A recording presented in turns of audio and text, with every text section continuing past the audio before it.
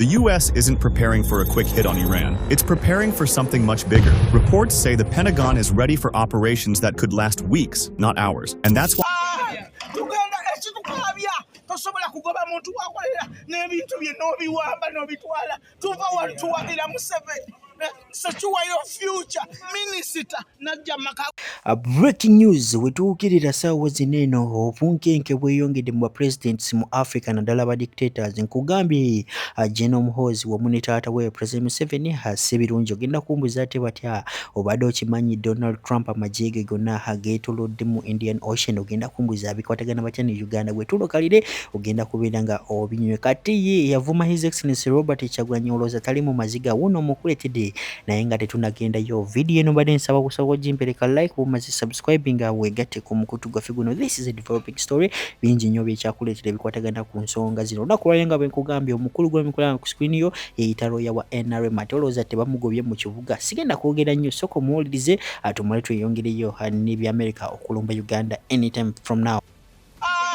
Tugenda ekitukabya tosobola kugoba muntu wakolera n'ebintu bye n'obiwamba n'obitwala tuva watuwagira Museveni secure your future minister najja makago nenkubuulira ngenda kubeerawo ndya Salimu Uhuru n'ongamba nina sente bantu mmwe mutulaze obubi mutukunamiza mutuggyemu empale ne mutukunamya eggwanga lino tugenda tambula nga tusekererwa kye mutulaze kimala mwebale nnyo bantu mmwe kyemutukoze mwebale nnyo naye ekikolimo kigenda kwambala abaana bammwe temuyina nze wafeeyo omwagamenti yapa ekikumi okuwagira NRM mutukunamiza ne mutwambula engoye naye ebikolimo bigenda kwambala n'abaana bammwe ebintu byange minisita mugambye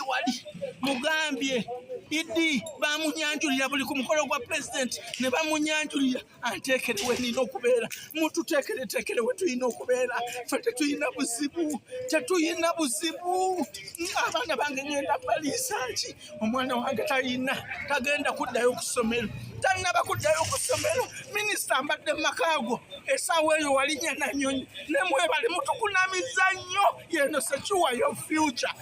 His Excellency Robert Kyagulanyi yabagamba awo wennyini katugendereyo mu ky'America okubeera nga esindika amagye gaayo mu Indian Ocean. Mujjukira bulungi tino America ebadde teyagala ba dictators naddala bali mu Africa wamu ne mu sayidi za Middle East. Kitegeeza ki ago magye ga America okubeera mu Indian Ocean gasobola okulumba any dictator anytime from anywhere. Kitegeeza ki bano ba dictators bonna beeraliikiridde bamanyi tino anytime from now omukulu anti yetaakulabula ng'akulumba mubuze Venezuela omusajja yamukuba mu dakiika 2 nasobola okubeera nga amugyawo. Kitegeeza ki bwe munankyukakyuka beera mugumu anytime from now wajja kubeerawo change if God says so. Sokolabe engeri gye biyinza okubeerawo tumale tweyongereyo. Now the only reason as to why it is going to get worse in Uganda, many security operatives are going to be arrested. Some of them are going to lose their jobs. And some of them are going to end up in prison is one.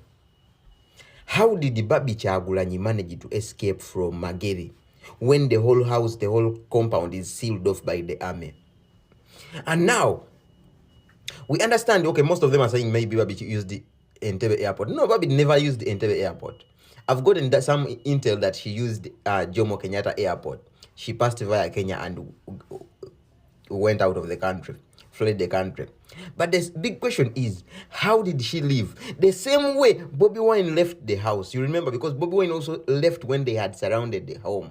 He also escaped. Meaning, Bobby Wine must be having an underground tunnel.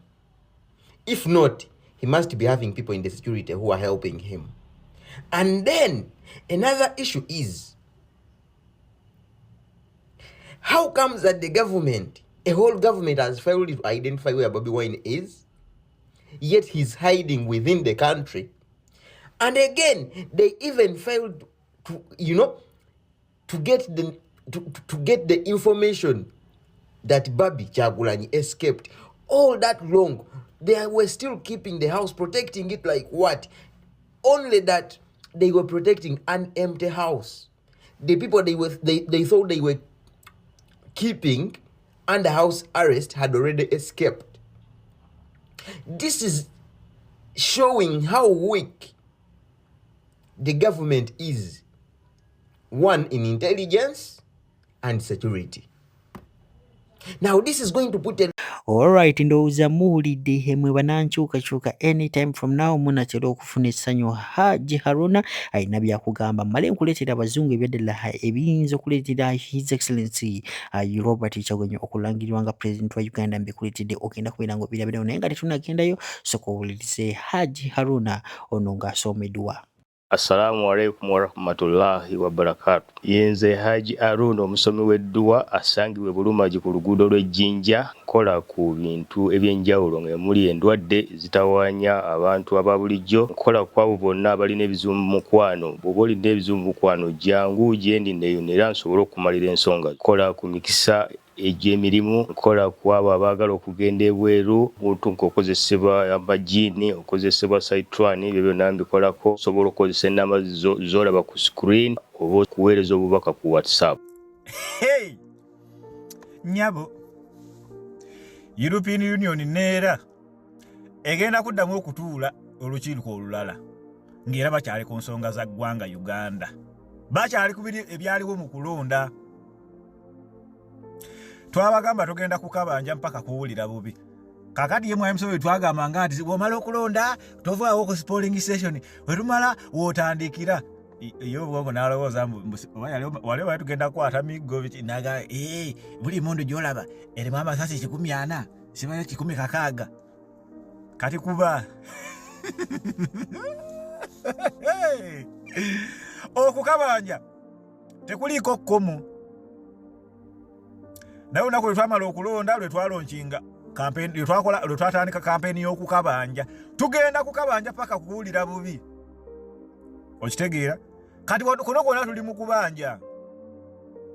European Union ensonga ezitaddemu nnyo omutwe kubanga era European Union eno ebadde etekomoka omusimbi omungi ennyo mu ggwanga Uganda mu gavumenti ya Museveni.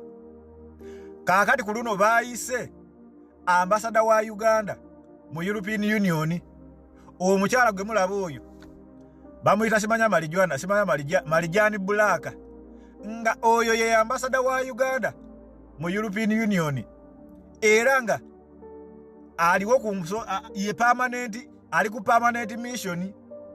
Wankalakalira, takyusibwa, tagambwako, tayogerwako, tetumanyi oba afuna sente mmeka oba yatandika ddi okukola, naye wankalakalira oyo omukyala era ng'omulimu gwe kyova yaweebwa ekifo ekinene ne department ennene bwetyo.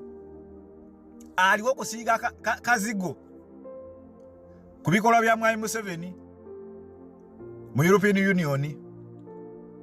Kaakati ku luno bumukeeredde naye ajja kubitebya. Omukyala ono abadde muziziko nnyo mu Europe awo.